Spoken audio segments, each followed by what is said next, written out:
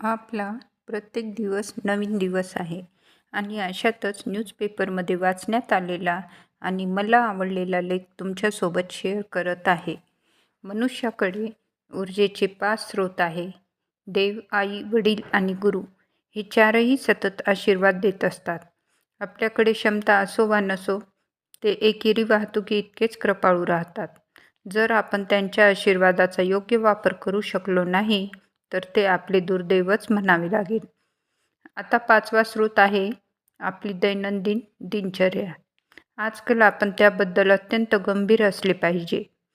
आज आपल्यासाठी उपलब्ध असलेल्या उपजीविकेच्या साधनांनी आपल्या दैनंदिन दिनचर्येवर सर्वात जास्त परिणाम केला आहे. आपण कुणाला शत्रू का मानावे?